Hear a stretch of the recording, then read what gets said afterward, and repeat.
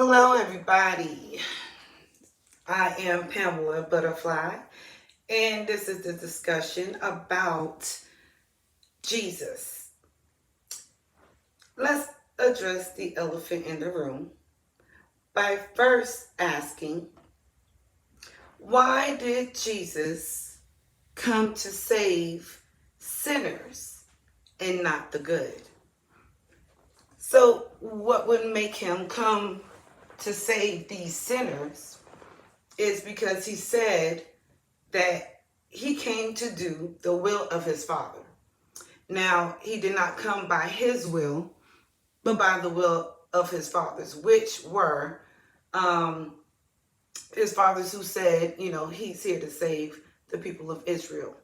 Now, if he said that he is here to free people, these people of their sins, and we have to remember that in the past, there were people who God of the Old Testament allowed to kill and destroy, take land, even murder their children, have people as servants. So these sins committed, these acts had to be forgiven because nobody wanted not to be forgiven for the things that they've done. So you have Jesus, who was born to Mary, because he had to be able to be born amongst these people who were impoverished people, who didn't have much to begin with. So now he's showing that he's poor. Also, let's not forget that, he was supposed to be a king. Now, that means king of what? Because we have Lucifer, who was a prince of the earth, so to speak.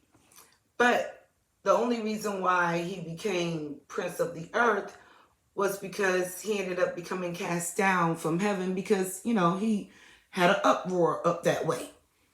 When he came down, now Lucifer ended up having children as well. And we're going to backpedal on the fact that he was in the garden with Eve. So he had to have been born in or have children born into the world in order for him to be able to produce like Jesus, God coming down and coming into woman and being birthed. Same thing has to happen for the other adversary. Now, you have Jesus, of course, who is born into Mary, which, by the way, that leaves questions for a lot of people who was even in town to question her credibility. She was very young. Young girls probably promiscuous and not wanting to tell who they're really pregnant by. Could be somebody older, could be somebody you shouldn't have been with. So there were many, many questions that led to Mary's doubt of who she was pregnant by. Now let's take upon the fact also that God gave her a husband. So that way she doesn't look like she's carrying an illegitimate child. Now, people in town remember that she ended up marrying this man, this older, much older man.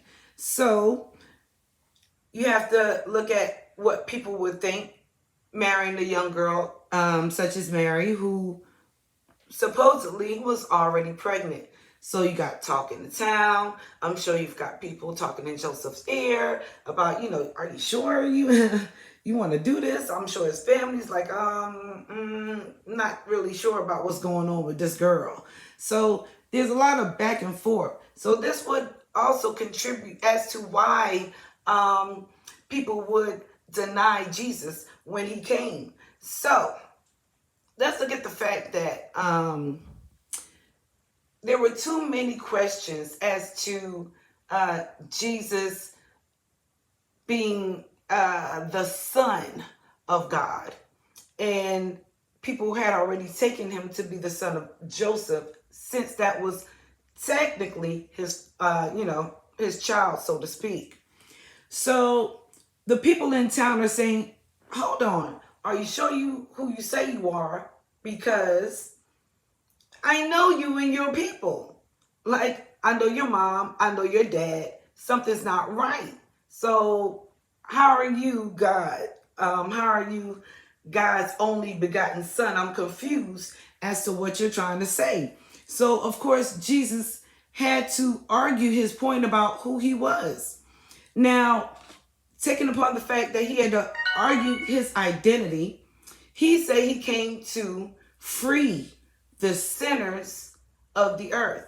Now, because, mind you, he had a will to be done.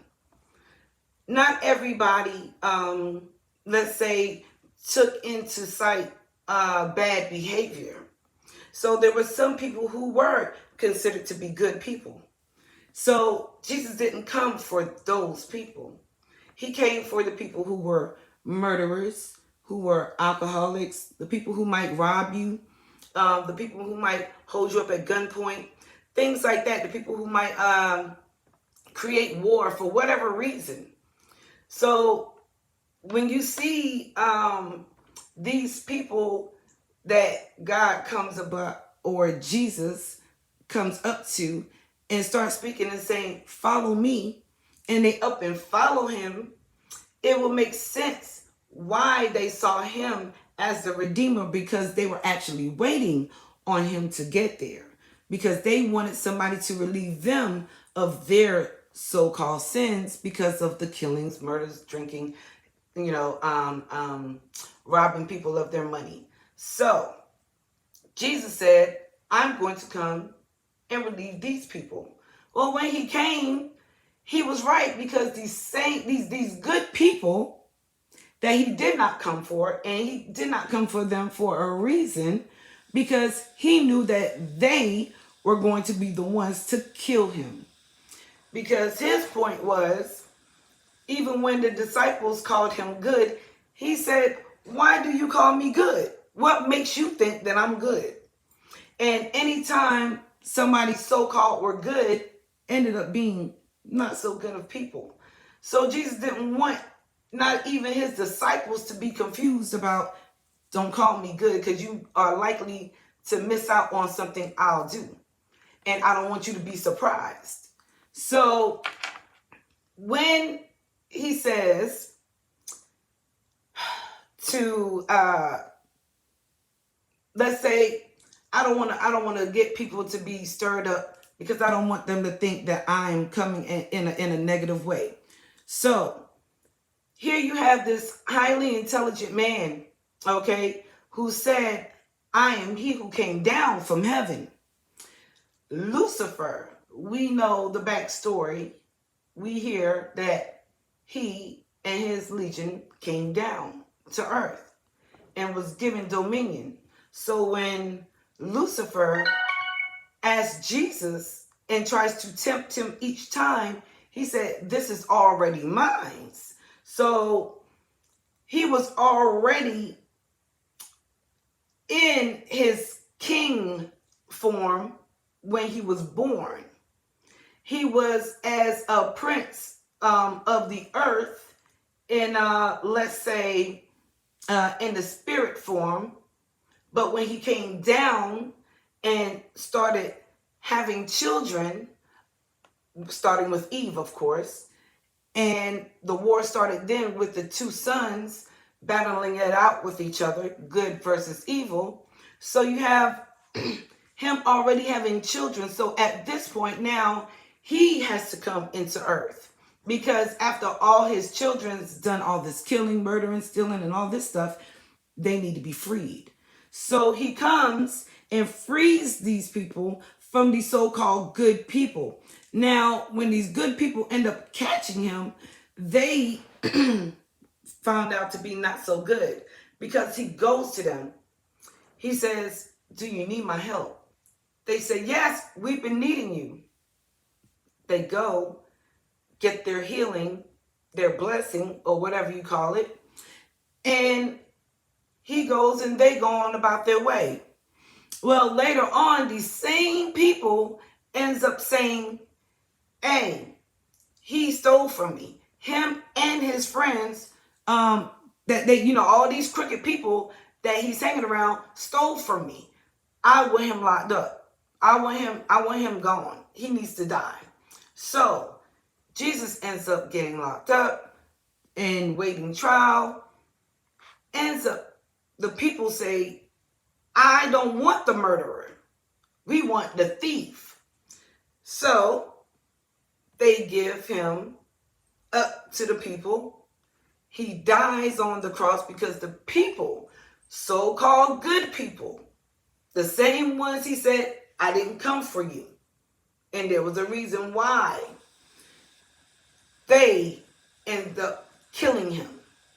So it will make sense why he says in Revelation, when I come back, I'm coming back with wrath. And he's going to burn some people up. This is going to be a hellfire, all-consuming fire. Now, here's the thing about this fire. You have this God who also has an adversary who is not supposed to be him, but he too is also a fire God. So, if you have Jesus, who is, let's say, actually worse than the devil, because the devil has nothing on Jesus when it comes down to war, killing, torture, all these things, because he says he defeats he defeats everyone. So why would there be a need for a devil if you have a God that's worse? I hope y'all enjoyed. Catch me tomorrow. I will be live again at 3.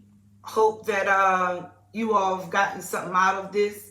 Maybe I can read some scriptures to bring it all together for you, to understand that Jesus was a redeemer for the sinners and not for these so-called good people, because these good people ended up killing him, and he's coming back with wrath on them because these so-called good people who labeled his friends and other people as evil, bad, mean, killers and stuff ended up being criminals because you gave me your valuables. You let me in your house. How am I the bad guy? So these people are kind of looking crooked themselves. So when we take a really good look into the story, we can't say that Jesus, the people who want to say he was the devil, he still wasn't a bad guy, because he was just a manipulator. And this is why he said to be wise, have knowledge, be keen. You have to know when somebody's tricking you, because it could be me. So I hope you all enjoyed, please.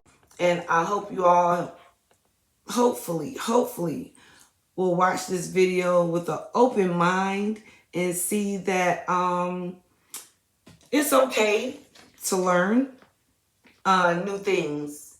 It's okay to unlearn something that we may have been taught in a misconstrued way. And we can learn something new when we open our minds up to a different type of truth.